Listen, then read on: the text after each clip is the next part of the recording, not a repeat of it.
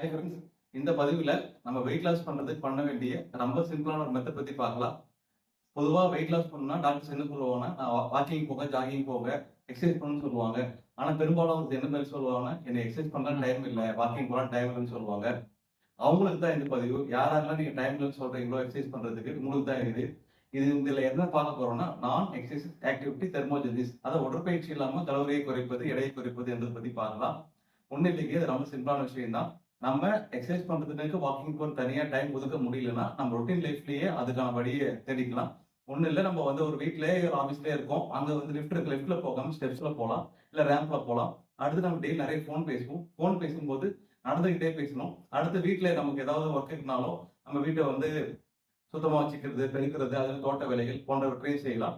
அது மாதிரி நம்ம கம்ப்யூட்டர் லேப்டாப்லாம் ஒர்க் பண்றோம், நம்ம நேரம் நின்றுட்டே ஒர்க் பண்றோம்னா, உட்காந்துட்டே ஒர்க் பண்றோம்னா நின்றுட்டே ஒர்க் பண்ற மாதிரி பார்த்துக்கலாம். நம்ம ரொட்டீன் லைஃப்ல என்னென்னலாம் பண்ணி நம்ம கலோரியை பர்ன் பண்ணணும், பர்ன் பண்ற மாதிரி பார்க்கணும். இது வந்து வெயிட் லாஸ் பண்றதுக்கு டாக்டர்ஸ் வந்து ரீசெண்டா இதை சஜஸ்ட் பண்றாங்க. இதை ஃபாலோ பண்ணி வெயிட் லாஸ் பண்ணுங்க. தேங்க்யூ.